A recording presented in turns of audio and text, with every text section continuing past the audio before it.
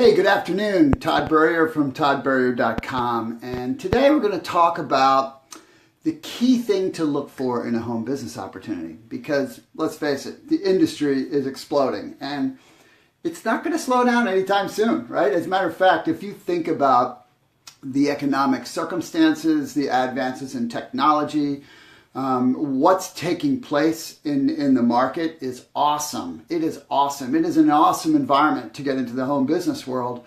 And it's really just starting. I mean, there's roughly 100 million people globally right now in the home business arena. And that, my friends, is the tip of the iceberg. You know, I mean, heck, I've been in the industry now for almost 28 years. In a couple months, it'll be 28 years. You know, I remember when nobody even believed it was possible to earn income from home. And now not only do people have home businesses, of course, and in every community there's people who are successful in home business, and there's so much self-evidency that it's a real thing. That network marketing is a huge industry that if you're not paying attention and you don't realize it, it's almost as if you're living in a cave, right? I mean, you're in a cave if you don't know, or you're just hanging on to some, I don't know, you want ignorance more than you want understanding, I guess. But there are some people who just don't know, I guess, based on where they are. I can't even relate anymore because it's so understood and so known, and it's so obvious what's going on. And so this industry is clearly in an absolutely massive growth phase, and it's going to likely triple or more in the next decade. So what that means is that people are now moving into a different way, right? So in other words, a different way of thinking and approaching and understanding and analyzing. Whereas years ago, people were like, is that even a real thing? Is that even possible? Oh, that's a gimmick. Oh, that can't be true. Or that blah, blah, blah. You know, it was all naysaying and negativity. But that's not the perspective now. Now the perspective is we are through the pioneering phase of the industry. We're well into the early adapters. We're not into the majority yet, but we're well into the early adapters. And so more and more people are getting it, right? Which means now it's not so much, is home business a real thing? It's, I wonder what home business I should do, right? So that's the climate we're going to be in for a while. And, even lots of people that get into a home business, they don't know what they're doing. You know, I remember when I first got into my first network marketing opportunity back in 1989, I had no idea what I was doing. I had no idea how to evaluate the criteria. I just thought it looked great. You know, I could make a fortune, right? That was the promise I came in on. And, I'm thankful that promise got me involved, even though it wasn't, it wasn't, in my eyes, it wasn't how it was, it didn't turn out to be what it was presented to be, but not because there wasn't an opportunity, and I still did pretty well for a while there. But the point was that I didn't know how to properly assess something. Why? Because I had no experience in it. I had no one to guide me. There's nowhere to look, it just looked good because presentations are, hey, let me tell you what's wrong with this. Presentations are, let me tell you what's right with this, right? It's up to you to poke the holes and find the issues. So what I want to give you today is really the key thing to look for in a home business opportunity. But there's a little bit of a caveat because you see the key thing is going to be different for everyone. And so I'm going to give you some parameters to think about. So what do I mean by that? So first, before you even analyze a home business, you got to think to yourself,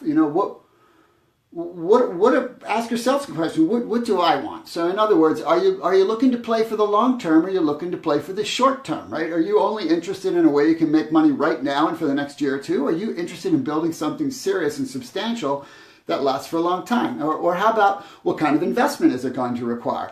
And how much of that do I invest in stuff as opposed to how much I invest in myself, right? What does that mean? And what is the reason for that? So you need to analyze that. Who benefits from that investment? And how about the amount of time that you'll have to work? That should have a significant impact on the type of business that you probably get involved in. Can you use your skills and your gifts and your talents? Is there flexibility in the way you work? Can you be yourself? That's a really big one. Can you be yourself? Or do people want you to be a way that's not you, completely not you? What's the culture like of the organization, of the company? And is there pressure? Is there hype? These are things you need to think about to yourself as you're analyzing something, because really in the right situations, nobody's going to pressure you. If someone's pressuring you, just know this, that is selfish. Pressure is selfish. Pressure is about someone else. It's about what they want, not about what's best for you. And so I tell you, to me, pressure in anything, that is like, you might as well just say, okay, time for you to leave, Todd, because the minute I feel pressure about something, I'm out. I am totally out because I know it's no longer about what's best for me. So up on my little board here, I have 6 things that are all important things that you can look at and will be presented to you in the picture, right? If you study the picture of what your, whatever home business it is, you're going to have these 6 things. So for example, the products. What are the products? And so the things to think about are these products you relate to? Are they products you're interested in? There's a small percentage of the population that are truly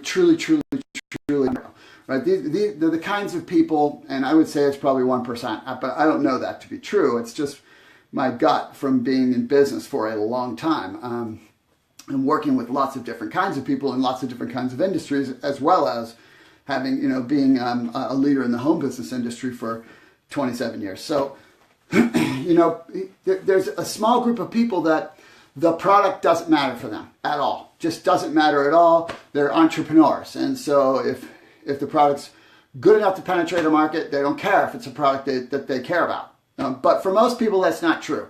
So is it something that resonates with you? Is it something that fits in a little bit with who you are, what you like, and what you believe in, or what your interests are, right? That's something to consider. Next thing is, what kind of product is it? Is it a one-off product? Is it a big ticket item? Is it a primary sale that's not consumable? Or is it something that's consumed month after month, right? Does it have an emotional quality to it? Do people get highly attached to it? What is the quality level of that product? Is it a difference maker in a marketplace? Is it unique?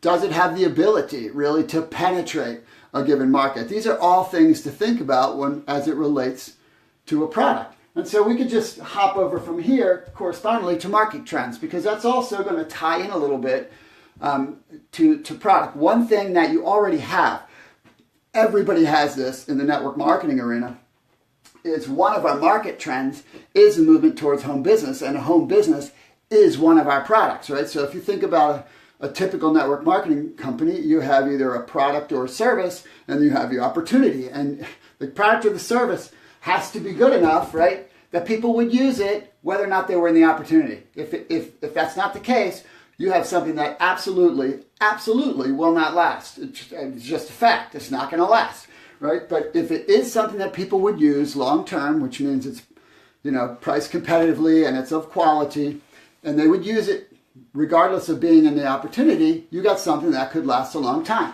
And so having said that, right, you have 2 sets of things. You have a product or service, right, the market you're actually in, and then you have the home business market, which you're automatically in. So one major market trend that you already know is present is that home businesses are an awesome thing to be marketing right now, right? Because over the next decade, they're just going to continue to boom. And I mean, we are moving to an entrepreneurial economy. If someone doesn't understand that, they're not paying attention, right? All you got to think about healthcare costs. I mean, and companies are going to not want to have employees. They're just not going to want to have them because they're going to cost more and more and more. So just movement to contract, technology, you're going to have people, they're going to be moving people to contract workers, and you look at technology, and that means there's going to need to be less people to do the work, right? That's just how technology works. So bottom line is we're moving rapidly into an entrepreneurial age. It's just the way it's working. All you have to do is look around, and you can see this happening. So one market trend already exists, but then you have to think about the market trend related to your products and services, right? So is it a market that's expanding, right? Are you operating in markets that are expanding? And so that's an important thing to think about. It doesn't mean there's not an opportunity if they're not expanding. I mean, I have a refrigerator in my house. I'm pretty sure that you probably have a refrigerator too, if you're watching this, right? But you know what? There's people doing business in the refrigerator field right now, right? There's someone right now selling a refrigerator to somebody. Why? Because it's the nature of products, right? And so it doesn't have to be, but ideally you want it to be, because it becomes huge opportunity in expanding markets, okay? So market trends are important to look at. And then certainly technology is a market trend that's expanding, that's also driving the industry in general. and its utilization, but that falls in a different arena. And then you have comp plan. You know, how is the comp plan oriented? Is it built for the long run? Does it pay fairly? You know, is it balanced? You know, is there something for everybody? Because if there's not something for everybody, won't last. Just won't last, right? I mean, if it's weighted towards the big players, definitely won't last. It has to be balanced, because over 80% of the people that are going to stay in the business side of a networking company are the people that make $300 a month or so. And so if there's not a plan that feels good for that group, that company won't last. Bottom line, ever, never, never, never will it last. Because yeah, you might have a run where a lot of networking people come in, a lot of players come in, there's a lot of big checks thrown around, but it's not going to last. It'll just be one of those 5-year, 6-year wonders, and then poof, gone. Okay, so the comp plan needs to be fair. It needs to pay the people that do the work. And I would also look at the fact of what happens when people don't order in the system. Where does that volume, you know, what happens in that situation? Does it become an empty position, or does that move into a position where someone else can earn on it, or does the company take it? You know, because if the company takes what's called breakage wherever they can, be careful of that. Be careful of that. Okay, so then you have tools and systems. So are there tools, right? Are there tools? They don't necessarily have to be company tools. Are there tools for you to use? Right? Are there tools that allow you to work online or offline? Are there tools and systems in place that allow you, the person that you are, to begin to build, right? It doesn't mean you're not going to have to be uncomfortable because you're going to be learning something new, but are there tools and systems in place to help you understand what to do, and to be able to just step in, right? And be cookie cut, so to speak. People aren't cookie cutter, but processes are, right? The process of the business is simple. It's a simple process to build the business. So having tools is great, and having systems to work in is also great. They're not completely necessary, because anyone with a will and a desire can build a business, right? I mean, that's just a fact. And I personally never really had too much of a hand-holding in my career, and most of my career I've had literally no support. It was just, I believe I was doing it. It was hard, but I worked at it until it worked. And I've met plenty of people in the industry didn't have any tools, didn't have any support, but they built it anyway, right? So those are great things to have, right? In today's world, they're pretty easy to get.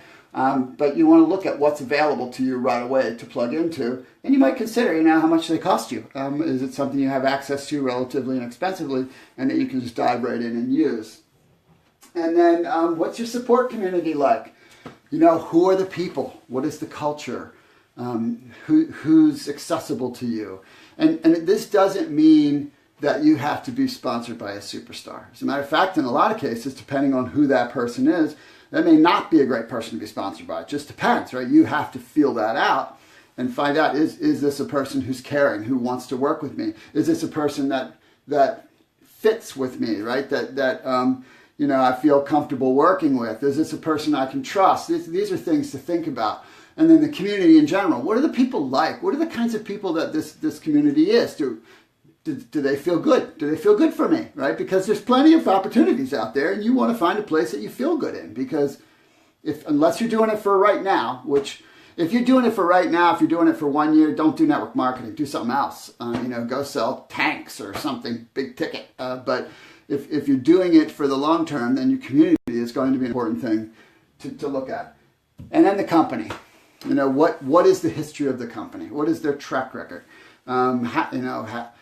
How well funded are they? Do they own what they have? Or are they heavily in debt? What is the track record of the owners? Are these people that have a track record in business? What do they do? What do they provide? What is their level of support? What is their level of commitment? Do they pay their checks on time? These are kinds of things to think about long term. And you have to understand that there are risks associated with different levels of company, right? So what are the statistics in traditional business? Because they're going to be the same here. Matter of fact, it might be a little worse here. But, the traditional business statistics are that basically 80% of all businesses fail in the first 5 years, right? And then 80% of the ones that are left fail in the next 5. So all you got to do is do the math. That's 96% of all businesses fail in 10 years. And so if you want to get into a company that's young, you have to understand the risk, right? You have to understand the risk that you are investing your sweat in something that has a high probability of not lasting. And nobody's going to say that to you. So you have to ascertain that for yourself. No one's going to say, hey, Paul, I don't really think this is going to last very long, but let's work hard and see what we can get. I mean, there are plenty of situations that really don't care if it lasts, right? Because they construct a model that's where they try to make as much money fast as they can. It just depends on what you want to do. I'm not going to tell you to do or not to do anything. I'm just sharing perspective for you to consider, because this is important, and I care about everybody in the industry. I work with everybody to help everybody, and we've got such a great thing, but you need to know what you're looking at and what the risks are inherently. And so for me, if something is not long-term established and it's not well-funded, it doesn't have a track record, for me, because I'm all about the long term, then no thanks. That's just me. But for some people, they like to play that risk game up front. They want to be at the ground floor, right? They don't think about the fact that most things that get off the ground floor then crash right through the basement. But it's okay. As long as you understand the risks, occasionally you're right? 4% of the time, statistically, people are right. So if you want to think about it that way, that's fine. But you have to be conscious of that. If you're going to take that risk, you're going to work with a young company, you need to understand you better be building strength in your organizations. You better be building deep relationships, because at some point you're going to have to go somewhere else. That's just the way it is. So there's the 6 things to consider. And so I'm going to give you how I look at it. So, all right, so I'm going to work a little bit backwards. So the one that I think the least of here, the one that is the least important to me, number 6 for me, is comp plan. So comp plan is the least important of these 6, because as long as it pays out fairly, that's fine with me. I mean, the bottom line is, if you do the work, you can make money in anything, right? And networking is an opportunity to scale a business, right? And so if you do the work, I don't care what your compensation model is, if you're willing to do the work, you can build as big a business as you want and make as much money as you want. So the comp plan is the least thing I ever consider or ever would consider. And anytime someone says, first thing to me, what's a comp plan? I'm like, okay, I'm wasting my time with this guy, right? Because this guy's focused purely on money. And if you're totally focused on money, you might make some, but you're not going to be seeing the other parts that are critical. To me, that's taken for granted. If it pays out, people can make money. That's all that matters. So that is the least important thing to me. It's not to other people, and I'm not putting I'm just telling you what I think and how I work, right? So that's number 6 for me. Number 5 for me is that tools and systems are number 5. So why? Because you don't really need anything if you have something good and you believe in it. If you'll go talk to people. And in today's world, you can make tools if you have to, right? I mean, you can make a video on your phone about what your belief in something. And really, you are the best tool you have. Growing yourself, you are who people do business with, right? They don't do business with your tool. They don't do business with your system. They do business with you. Tools and systems help dramatically. So I'm not downplaying them. What I'm saying is that from the perspective of these 6, that's just above comp plan and least important to me. And same thing, if someone says to you, well, I don't think that your website's, your web system is great. All right, what is a web system going to build your business? So it's the mentality that something else is going to do it for them, and that's you want to know that, right? So what you would say is, well, what do you care more about, right? So again, it's great to have all these things, and lots of things do have all these things, but that's just the next least thing that I care about. Okay, so from there, the next thing for me is going to be up here. So I care about the support and I care about the community. But in the big picture, I'm thinking I'm going to be support and I'm going to build community, right? So I like that. Culture matters a lot to me. Culture matters a lot to me. But these three are irrelevant to me without the other ones. Okay, so then the next thing that matters to me is market trends. So I like to be in markets that are expanding. I like that. I like the opportunity to be in a space where education matters, where you can step in and know that people are becoming aware and are interested, but don't necessarily know a lot yet. And so expanding markets, if you can be in them, you want to be in them every time. But like I said before, as long as the market's not declining, then if the market is stable, that's still a good environment as well. Just for me, I prefer that. And then number two for me is product. Product matters a lot to me because I know that product is the foundation of the long term, and I'm long-term oriented. I'm not about putting people in situations that they can fail. I want people to be in situations where they have every opportunity to succeed for the long term. And so the product matters a lot to me, and I personally like consumables. I like consumables that are emotional, that make an impact, that make a difference in people's lives. Those are things that I personally like to work with. And so product really, really matters because in the long run, your opportunity, long run, is only going to be as good as your product. If your product is not real, going back to something I said earlier, again, if you pay any attention at all, then you've seen this multiple times, right? You've seen the latest, let's call it the super juice. The super juice, right? You've seen the super juices come and go, right? Why? Because they are overpriced. They're not products people would use outside of the opportunity long run, right? So they're good products, but they're way overpriced because of the nature of how they're doing it. And so they're not a true long-term consumer product. You've got to have that to have a long-term business. And again, for me, I look at things from a long-term perspective because I like the building the relationships part and helping people grow. To me, that's the real, man, that's the sweet spot of what we do. And then number one is company. So company is number one because the reality is if you don't have a residual company, you got nothing. You have nothing. You have wasted your energy. And worse, you may have killed your credibility. And see, that is the part that I think is so hard. You know, it's already taken the industry a long time to become highly credible. And still, you know, the majority of people that start a business in the industry and succeed, and I'm talking succeed because I fit right into this space. When I started, I had no credibility. I had to grow my credibility. And credibility grows slowly. And it takes time to develop it. And when you develop it, you guard it with everything you got. Because credibility will take you places. Credibility, and I did a video on this not long ago, and when I teach leadership to corporations, credibility is at the foundation of leadership because that's where influence comes from. It's the purposeful application of credibility. But credibility is a tenuous thing because you can lose it. You can lose it because it's based on perception. And so, you know, someone invests their energy and they bust their tail for 4 years or 5 years in a company that looked good, right? It looked good. Oh, it started by so-and-so and so-and-so. You hear that all the time. So-and-so and so-and-so started it. And don't you know they did blah, blah, blah.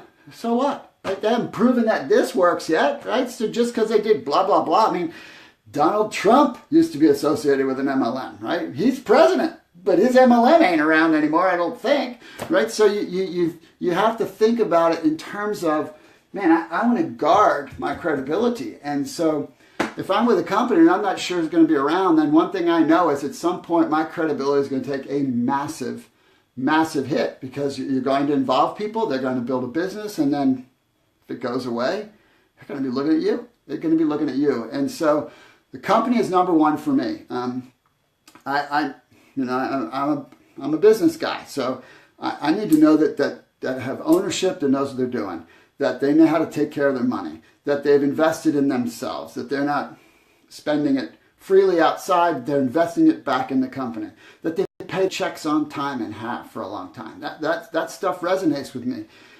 Give me at least 10 years. Give me at least 10. I prefer more, but give me 10. Because now I know you got something that's really stood the test of time. And most companies really don't even most true companies don't really hit their stride till well after that. And then have their biggest growth years in year 15, 18, 20, 30. That's when they have really big growth. Right now, there's a couple companies that are like 40 and 50 years old that are booming. Well, why? Because the industry is booming and they're a real company, right? So, so in order, company is number one for me. Product is number two. Market trends are number three. Support community and community is number four. Tools and systems are number five. And coming in last is comp plan. So I hope that that's helpful for you. And, if you're in a situation where you're looking into opportunities right now, I hope this becomes a nice guide for you. And if you're in a situation where you're an opportunity you're questioning, I hope this becomes a nice guide for you figuring out where to go next. And if you're trying to figure out the industry and somehow you found your way to me and to my video or to my blog, then I hope this helps you to make the kind of decision that you need to make. So anyway, again, please share my videos. I'm trying to get the word out. I'm trying to help as many people as I possibly can. If you haven't become a part of my blog already, please click and join. And thank you for joining me this afternoon. And I wish you guys a great rest of your day. And I'll probably be dialing back in tomorrow. Over and out.